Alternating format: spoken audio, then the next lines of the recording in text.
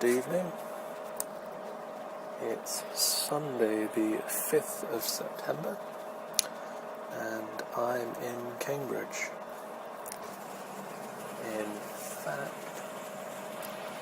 I'm going to start this again, and I'm on a train that is very soon going to be leaving Cambridge. So I've got the new little location thing down there. Been a bit of an interesting week this week, so we've got a little bit to go over. So let's get rid of the subtitle. Okay, first order of business. One of my friends made a short video called Glasses. It's in the style of the annoying orange in the faces on inanimate objects thing. Obviously this time on a pair of pint glasses, and I helped him out with the special effects, which is obviously the cutting out of the face and the putting it onto the object, and it can be found at this link here on YouTube, or I'll post the link down below on my website just in case. The other interesting thing this week, the Playhouse, where I work until technically Tuesday this week, have put the screens up, and they will be very shortly showing the video showreel I've been working on. So if you're in Harlow or the surrounding area, come by to check that out, and I hope you enjoy it. So very briefly, if you follow my Twitter feed, you'll know I spent some money yesterday on some iPhone apps. So for those of you on the iPhone, here are my thoughts on a couple. The first one is a to-do list, and it's called Epic Win.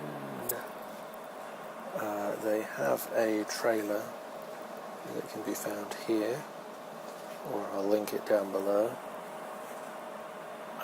It is basically a to-do list that turns all of your to-do items into quests, and you get a certain amount of experience each time you complete such a quest, and you can set things up to reoccur. So you could set up, for instance, you need to do the washing, and you need to clean the car, and you need to do this every day or monthly or so on and so forth.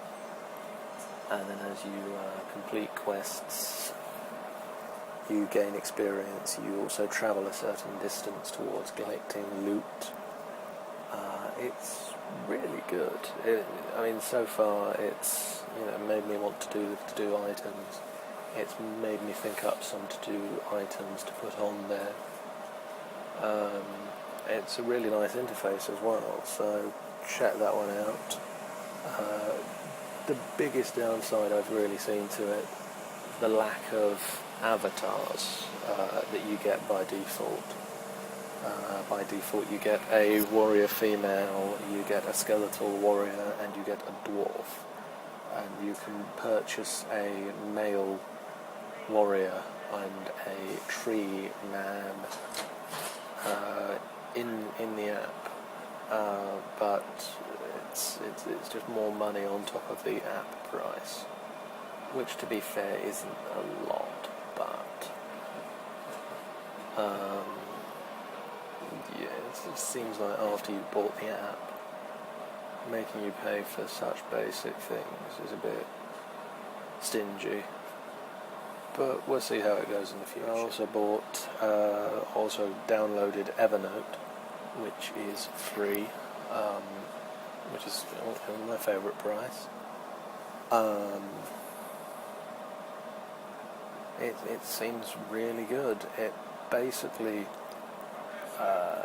allows you to take notes, and then they sync between your iPhone and your computer, and a website, so you can get them. You can log in on any computer connected to the internet and get the same notes that you have made on your iPhone or that you have made on your desktop computer. And these notes can be text-based. You can copy them from a website. You can use pictures. And they just sync, and it's really good. I've got a couple on there, just notes to myself. And the final one I bought was Mirror's Edge, which is a free running game, the parkour game, which I really liked on the Xbox, and I really liked the look of the game on the iPhone, so I thought I'd download that. And it's a couple of pounds, it's about £3, so it's not that much. None of the apps are that much at the moment, really, unless you have things like the GPS. But yeah, it's good fun. I mean, basically the controls are you swipe up to jump, you swipe down to crouch. Yeah. Anyway, that's my apps reviews for this week. So lastly, it being Sunday and me being in Cambridge, my role-playing game was on this week. Last time our characters were transported back in time to Nazi Germany.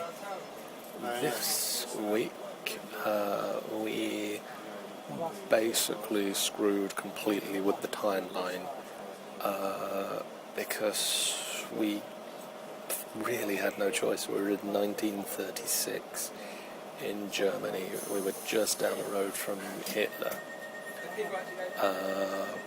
Basically, we nearly got apprehended by some Nazi soldiers. We managed to render them unconscious.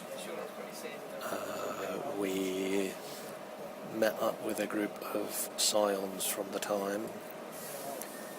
We stormed Hitler's castle. We got stopped by the child of Nimhog, which is a giant dragon, and we nearly died. I'm not kidding there.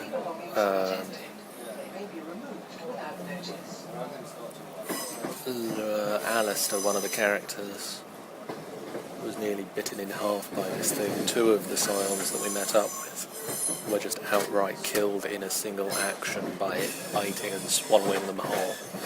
And Alistair technically should have been. Then we fought Mega Hitler.